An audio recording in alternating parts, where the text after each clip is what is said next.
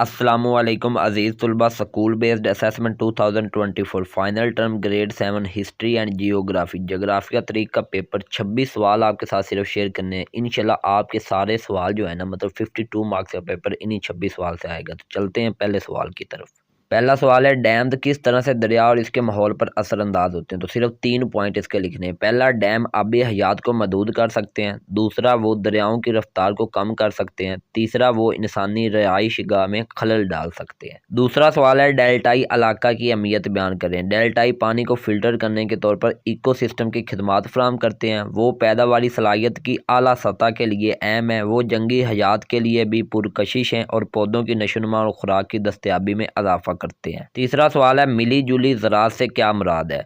इस किस्म की ज़राअत में फसल उगाना और मवेशी पालने का अमल एक साथ किया जाता है। कुछ खित्तों में इस किस्म को मुकामी ज़रूरियात को पूरा करने के लिए इस्तेमाल किया जाता है, जबकि दीगर हिस्सों में इसके तजारती मकासद होते हैं। मखलूत शक्ल अमरीका, मक्सिको, ब्राज़ील, जनूबी अफ्रीका, यूरोप और एशिया के कुछ हिस्सों में पाई जाती है। चौथा सवाल है, ज़राअत की कोई सी दो इकसाम की वज़ाहत करें। तो पहली किस्म है गुजारे की ज़राअत।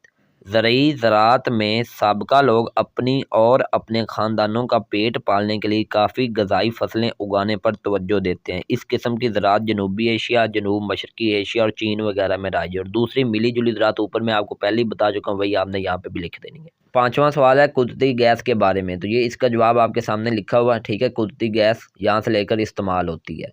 इसके बाद छठा सवाल है, चट्टानी नमक पर नोट लिखें। तो ये जवाब भी आपके सामने लिखा हुआ है। छोटे छोटे सारे सवाल हैं, बस इनको याद कर लें। उसके बाद सातवां है, पाकिस्तान में रेज़श की कौन कौन सी इकसाम मौजूद हैं, वजाहत करें। तो ये लिखी हुआ है इसका आंसर, ठीक है, 3-4 लाइनों का। आठवां है, दुनिया में पानी की ज़रूरियात पूरी करने के लिए पानी का चक्कर क्यों ज़रूरी है, वाज़िया करें। तो ये पानी का चक्कर वाला सवाल जो है उसका जवाब भी लिखा हुआ है।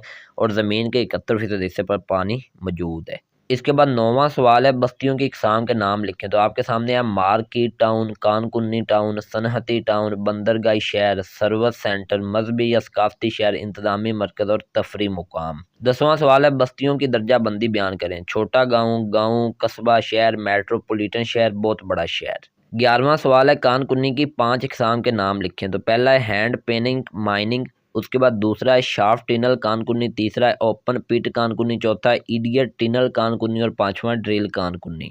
12वां है, ज़मीन पर पानी की मौजूदगी क्यों ज़रूरी है, वज़ाहत करें। तो ये जवाब आपके सामने याद कर लेना। उसके बाद 13वां है, ज़मीन पर ज़िंदगी की भलाई के लिए ओज़ोन की तह के तहफ़्फ़ुज़ बरकरार रखने की अहमियत का तजज़िया। तो ये जवाब भी 4 लाइनों का आपके सामने। और फिर आगे क्लोरोफ्लोरोकार्बन वाला है, ठीक है, उसका सिर्फ 2.5 लाइन का जवाब है, वो भी आपके सामने। तो इसको आपने अच्छे तरीके से याद कर लेना। पिछले 14 सवाल जोग्राफिया से रिलेटेड थे, अब आगे तारीख से रिलेटेड हो रहे हैं। तो जोग्राफिया के 6 सवाल आपको पेपर में आने हैं और तारीख के 4 आने हैं। तो 15वां सवाल है, सुल्तान महमूद गजनवी कौन था, इसके हिंदुस्तान पर हमलों की 2 वजूहात बयान करें। तो आंसर है, महमूद गजनवी 971 से 1030 ईस्वी गजना में गजनवीद खानदान के पहले आज़ाद हुक्मरान थे। फिर आगे हेडिंग दे दें, बरसगीर पर हमले की वजूहात।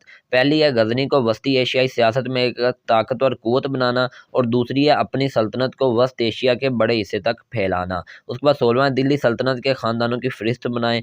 तो इसके 5 ये ख़ानदान है, ममलूक या ग़ुलाम ख़ानदान, खिलजी ख़ानदान, तगलुक ख़ानदान, सैयद ख़ानदान, लोधी ख़ानदान। उसके बाद 17 है, यूरोप में कुरान वस्ता के दौरान लोगों की रोज़मर्रा की ज़िंदगी बयान करें। तो इसका आंसर है, ज़्यादातर लोग छोटे या 2 कमरों के मकान में रहते थे। इस तरह घरों में बहुत हजूम होता था और आमतौर पर सब एक ही कमरे में सोते थे। घर के अंदर ख़ानदानी जानवर मसलन गाय और घोड़े वगैरह भी रखे जाते थे। घर में अमूमन अंधेरा आग के धुआं की वजह से भर जाता था। एक मुकामी मुल्क था जो एक बड़े घर में रहता था, जिसे जगीर या किला कहते हैं। 18वां, यूरोप में कुरान वस्ता के दरमियान होने वाली मुख्तलिफ तजारतों की वज़ाहत करें। तो आंसर आपके सामने लिखा हुआ है। वैसे ये सोना, जेवरात, अतर, नमक, चमड़े का सामान, मिसाले, जानवरों की खालें, कॉटन, टेक्सटाइल वगैरह, तो इन चीज़ों की तजारत होती थी। लेकिन ऊपर जो 3 लाइनें लिखी हैं वो भी आपने लिखनी है। इसके बाद हम चलते हैं सवाल नंबर 19 की तरफ। सवाल है, सरमायादाराना निज़ाम पर मुख्तसर नोट लिखें। तो ये 3 लाइनों का जवाब है, तो ये आप इसको याद कर लें। उसके बाद 20वां सवाल आपके सामने लिखा हुआ है, 18वीं सदी ईस्वी में सनअती इनकलाब के दौरान होने वाले मुआशी फ़वाइद की वज़ाहत करें। तो इसका आंसर भी ये तकरीबन 5-6 लाइनों का बनता है, इसको भी याद कर लें। उसके बाद 21 नंबर सवाल है, खलीफा हारून रशीद की फ़लाई और समाजी सरगर्मियों को बयान करें। तो ये आपके सामने जवाब लिखा हुआ है। ये जवाब लेंथी है। लेंथी होने का मतलब ये है कि ये सवाल आपको 6 नंबर का आना है। पीछे जो 20 सवाल है ना, वो 5-5 नंबर के आने हैं। और ये 21 नंबर सवाल है ना, अगर ये आता है तो ये 6 नंबर का आएगा, ठीक है। बहरहाल आंसर आप इसको याद कर लें। इसके बाद सवाल नंबर 22, अब्बासी खलीफा अबुल अब्बास इब्ने मोहम्मद सफ़ा की खिदमात बयान करें। ये भी लेंथी जवाब है, तो ये भी 6 नंबर का आएगा, तो ये आप इसको याद कर लें, ठीक है। उसके बाद 23 नंबर सवाल है, सिंध को बाबुल इस्लाम कहा जाता है, वज़ाहत करें। तो ये भी काफ़ी लेंथी जवाब लिखा हुआ है, लेकिन आपने इसको ऐसे ही याद करना है, क्योंकि ये सवाल अगर आता है तो ये भी 6 नंबर का ही आएगा। आखिरी पेज आ गया, सवाल नंबर 24, बरसगीर में इस्लाम की इशाअत में मोहम्मद बिन कासिम के किरदार पर नोट लिखें। जो पिछला सवाल था ना, सिंध को बाबुल इस्लाम कहा जाता है, तकरीबन आप कह सकते हैं 80% जवाब यही उसका और उसका यही जवाब है, ठीक है। लेकिन आप दोनों को पढ़ेंगे, आपको फ़र्क थोड़ा सा नज़र आएगा, वो थोड़ा सा फ़र्क रख के आपने भी दोनों का जवाब तकरीबन सेम लिखना। और ये सवाल आता है 24 नंबर, तो ये भी 6 नंबर का ही आएगा। सवाल नंबर 25 और 26 दोनों 5-5 नंबर के सवाल हैं। तो जंजीर अदल की वजाहत करें। तो जवाब है, जहांगीर के शाही महल के बाहर एक जंजीर और घंटी लगाई गई थी ताकि कोई भी बराह रास्त शहनशाह से इंसाफ की अपील कर सके। 26 नंबर है, ताजमहल पर मुख्तसर नोट लिखें। शाहजहां ने दरिया जमुना के किनारे अपनी प्यारी बीवी मुमताज़ महल की कब्र के तौर पर ताजमहल बनवाया। ताजमहल का शुमार दुनिया के 7 अजायबात में होता है। ये मुकम्मल तौर पर सफ़ेद संगमरमर के पत्थर से बनाया गया मकबरे के इर्द गिर्द एक वसी और शानदार बाग है। तो आपका पेपर इंशाल्लाह इन्हीं 26 सवाल से आएगा, इसलिए अच्छे तरीके से इनको याद कर दें, दोस्तों के साथ शेयर कर दें। मिलेंगे अगली वीडियो में, सो तक अपना ख्याल रखिए, मुझे इजाज़त दीजिए, टेक केयर, अल्लाह हाफिज़।